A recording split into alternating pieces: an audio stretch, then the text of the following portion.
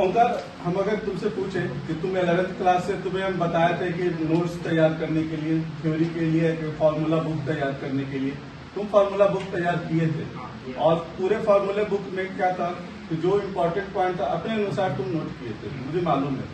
तो आप बच्चों को बताओ कि कैसे उसका आप अच्छे तरह से यूटिलाइज कर पाए इस फॉर्मूले बुक का।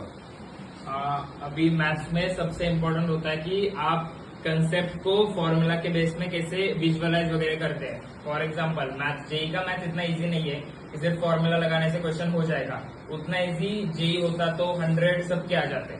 आता जर मॅथ्स मध्ये तुम्ही कुठला तरी एक चॅप्टर गेलाय, त्याच्यानंतर तुम्हाला त्या चॅप्टर मधली थेरी एकदम प्रॉपर क्लिअर पाहिजे। प्रॉपर म्हणजे जर तुम्हाला थोडेफार व्हेरिएशन्स आले, थोडेफार म्हणजे असं विचार करायला गेलं, सिक्वेन्स सिरीजचाच आपण विचार करू।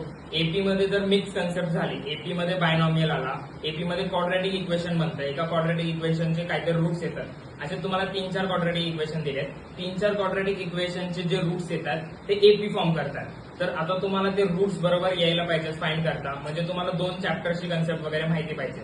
तर तुम्ही जी थेरी बुक मेंटेन करता, त्या थेरी बुक मध्ये तुम्ही तुमचे अप्रोचेस लिहायचे, जे तुम्ही 2 वेगळे चॅप्टर कॅरी करताना बनवलेत किंवा स्वतःहून फाइंड केलेत। आता फॉर एक्झाम्पल खूप जणांचं असं होतं की एक चॅप्टर माझा खूप टॉप झालाय, म्हणजे त्याच्यामध्ये तुम्ही मला कुठला पण क्वेश्चन विचारा, मी तो करू शकतो, बट कुठला चॅप्टर आहे काहीतरी वीक आहे। आता त्या दोघांमधनं जर मिक्स क्वेश्चन आला तर तो कोणाकडनंच होत नाही, म्हणजे तो तुमचा तो स्ट्रॉंग आहे त्याच्यामुळे तुम्हाला त्याच्यातनं थेरी कळेल, बट तो वीक आहे त्याच्यामुळे तुम्हाला तो सॉल्व्ह करता येणार नाही। मॅथ्स मध्ये सगळ्यात इम्पॉर्टंट असते सॉल्व्हिंग।